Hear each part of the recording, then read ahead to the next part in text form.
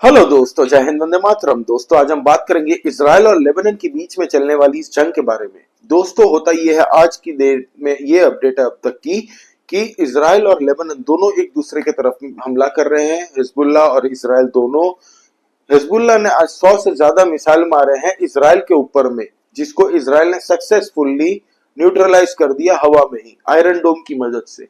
दोस्तों, आयरन डोम इसराइल का एक ऐसा डिफेंस सिस्टम है जो इसराइल के ऊपर आने वाले रॉकेट और मिसाइल्सों को न्यूट्रलाइज कर देता है हवा में ही, इसराइल की जमीन पे नहीं गिरने देता, जिसकी सक्सेस रेट दोस्तों 95 टू 99% कहा जाता है।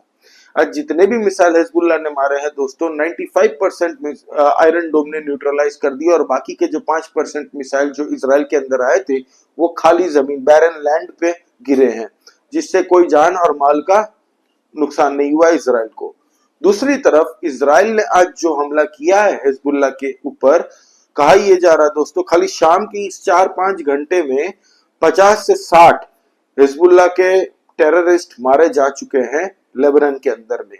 और उसमें जो हिजबुल्लाह का टॉप कमांडर है, जो रॉकेट और मिसाइल की देखरेख करता था, जितने भी हमले होते थे इसराइल के ऊपर में मिसाइल से, उसका देखरेख करने वाला ये टॉप कमांडर ही था। इसका नाम था इब्राहिम कुबैसी। इसको इसराइल ने 72 हुर के पास डिस्पैच कर दिया स्पीड पोस्ट से। दोस्तों, अब होता यह है कि हिजबुल्लाह के जो ठिकाने हैं जहां से वो लोग मिसाइल मारते हैं इसराइल के ऊपर में, इसराइल अब ढूंढ ढूंढ के उन ठिकानों पे मिसाइल मार के बंकर तोड़े जा रहा है उनका। हिजबुल्लाह की कमर टूट रही है, और वीडियोस और फोटोज ऐसे पोस्ट किए हैं सोशल मीडिया में इसराइल ने, जहां पे ये देखा जा रहा है कि जितने भी लेबनान के रेसिडेंट थे, सदर्न लेबनान के, उनको पैसे दे के उनके घरों में मिसाइल सिस्टम रखवाया जाता था, मिसाइल, रॉकेट्स, हथियार। क्यों? क्योंकि उनको पता है कि इकट्ठा अगर किसी एक जगह पे अगर रखता है हिजबुल्लाह छुपा के सारे हथियार, तो इसराइल की इंटेलिजेंस इतनी स्ट्रांग है दोस्तों मिडिल ईस्ट में कि उनसे कोई बात नहीं छुपेगी। उनको पता चलते ही इसराइल मिसाइल मार के उनके सारे आर्म्स एंड एम्यूनिशन तबाह कर देगा। इसलिए इन लोगों ने क्या स्ट्रेटेजी की है कि जितने भी रेसिडेंट्स हैं वहां पे, लोकल सिटीजन्स है, सिविलियंस, उनके घरों में ये हथियार थोड़ा थोड़ा करके छुपाते थे पैसे दे के। तो इसराइल थर्मल 3D इमेज के जरिए ये सब ठिकाने को पता लगा लिया, और इसराइल कह रहा है कि हम सारे घर जहां पे इन लोगों ने मिसाइल, रॉकेट छुपा के रखे हैं, हम इसको नेस्तो नाबूद कर देंगे। अब दोस्तों, इसराइल के डिफेंस मिनिस्टर जो है, उनका बयान आता है कि अब हम लोग ग्राउंड से हमला करने की तैयारी में हैं। एक सप्ताह के लिए इसराइल ने अपने देश में इमरजेंसी लागू कर दी है। कई देश हैं जिन्होंने अपनी एयरलाइंस, जो सिविलियन एयरलाइंस, कमर्शियल एयरलाइंस होती है, उनको बंद कर रखा है इसराइल में जाने से। चाइना ने अपने चाइनीज सिटीजन्स को ये कह दिया कि आप लोग इमीडिएट इफेक्ट से इसराइल को छोड़ दीजिए, क्योंकि अभी इसराइल और हिजबुल्लाह के बीच में बहुत बड़ी जंग हो रही है। कहा यह जा रहा है दोस्तों कि मिडिल ईस्ट की कुछ कंट्रीज हैं जो इकट्ठा होने की कोशिश कर रही है इसराइल के अगेंस्ट में, इसराइल पे हमला करने की कोशिश करेंगे।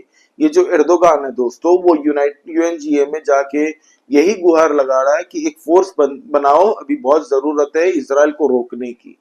मतलब आप समझिए दोस्तों, ये खमेनी जो है, इस ईरान का सुप्रीम लीडर, ये एक्स प्लेटफॉर्म पे शाबाशी दे रहा है हिजबुल्लाह और हमास को इसराइल के खिलाफ लड़ने के लिए। लेकिन ये खमेनी की इतनी ताकत नहीं है ईरान की आज की डेट में कि वो इसराइल के साथ डायरेक्ट पंगा ले, क्योंकि इसराइल सक्षम है दोस्तों। इसराइल को भी ये पता है कि बहुत सारे दोस्त अभी मिल के, दुश्मन जो है उनके एक साथ मिल जाएंगे, और इसराइल पे अगर हमला करता है तो इसराइल उसकी भी तरह तैयारी करके रखता है। इसराइल ने अपने रिजर्व फोर्सेस को भी बुलवा लिया है दोस्तों। अभी मीटिंग आज शाम को हुई है इसराइल के डिफेंस मिनिस्टर बेंजामिन नेतन्याहू और कई सारे मिनिस्टर्स जो इन्वॉल्व है इस पूरे वॉर केस में, सिनेरियो में, वो सब मिलके मीटिंग आज जारी हुई, जिसमें ये डिसीजन लिया गया कि सारे रिजर्व फोर्सेस जो हमारे थे उनको अब बुलाया जाए। दोस्तों, इसराइल को United Nations, human rights commission सब कंडेम कर रहे हैं। खाली कंडेम तब ये लोग करते हैं जब इसराइल उनको मारता है, ठोकता है, हिजबुल्लाह और हमास को। लेकिन तब ये लोग ज्यादा कंडेम नहीं करते, बात करके, खाली कंडेम करके, वर्बल कमेंट करके छोड़ देते हैं। जब 7 अक्टूबर में इसराइल के लोगों को, मासूम लोगों को, 1250 से 1300 लोगों को मारा गया, और 250 से 300 लोगों को बंधक बना लिया गया, अभी भी बंधक में है वो लोग, हमास के कैप्टिविटी में अभी तक हैं दोस्तों। इसमें से कई मारे जा चुके हैं, कुछ को रिहा कर दिया हमास ने नेगोशिएशन करके इजराइल के साथ, और अभी भी कहा यह जा रहा है कि 100 से ज्यादा लोग, इजरायली लोग अभी बंधक है। अगर हमास और हिजबुल्लाह चाहता कि इजराइल उनको ना ठोके तो ये अपने जो प्रिजनर्स बनाए गए हैं, इजरायली लोगों को कैप्टिवेटी में रखा गया है, उनको छोड़ देता तो इजराइल ये बर्बरता नहीं करता। इजराइल आज जो भी कर रहा है दोस्तों अपने लोगों के लिए कर रहा है, अपने मुल्क के लिए कर रहा है, अपने दो अस्तित्व के लिए कर रहा है, और बहुत सही कर रहा है। इन आतंकवादियों के लिए जो सबक सिखा रहा है इजराइल इनको, और वर्ल्ड में कोई नहीं सिखा पाएगा। पूरे वर्ल्ड को धन्यवाद कहना चाहिए इजराइल का दोस्तों, आतंकवादियों के खिलाफ लड़के। अगर ये आतंकवादी नहीं तो क्या है दोस्तों, जो रॉकेट लॉन्चर लेके हमला करते हैं इजराइल के मासूम सिविलियंस को, और जब इजराइल उनको मारता है तब विक्टिम कार्ड खेलते हैं। सोचिए, ये एर्दोगान, तुर्की का एर्दोगान जो इन पैसे सप्लाई करता है अलग अलग जरिए से, इजराइल को नहीं पता?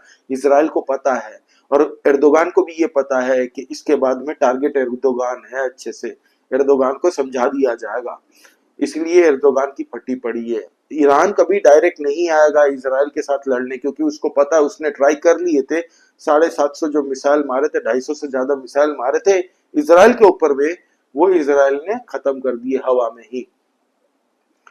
अमेरिका भी सपोर्ट करता है, डोनाल्ड ट्रंप अगर आ गया तो आज की डेट में इजराइल को फुल सपोर्ट करेगा वो। इसीलिए ईरान नहीं चाहता कि डोनाल्ड ट्रंप आए, चाइना नहीं चाहता डोनाल्ड ट्रंप आए, एर्दोगान नहीं चाहता, पाकिस्तान नहीं चाहता, इजिप्ट भी नहीं चाहता। लेकिन डोनाल्ड ट्रंप दोस्तों आएगा, ये चांसेस अच्छे खासे हैं। यूनाइटेड स्टेट्स में आज की डेट में पब्लिक उनको बहुत ज्यादा सपोर्ट कर रही है। अगर डोनाल्ड ट्रंप आ जाता तो फुल्ली सपोर्ट करेगा इजराइल को, और इजराइल को ये पता है, इसलिए वो इजराइल इलेक्शन होने से पहले अभी पूरी तैयारी में है कि लेबनान के अंदर ग्राउंड वॉर से वो घुसेगा। कल की अपडेट हम लोग कल अपलोड करेंगे दोस्तों। अब तक की ये अपडेट थी इजराइल और हिजबुल्लाह वॉर की तरफ से। आप लोग प्लीज सब्सक्राइब कीजिए इस चैनल को, लाइक कीजिए, और वीडियो पे कमेंट करके बताइए क्या इजराइल जो कर रहा है सही कर रहा है कि नहीं। जय हिंद, वंदे मातरम दोस्तों। Please subscribe this channel.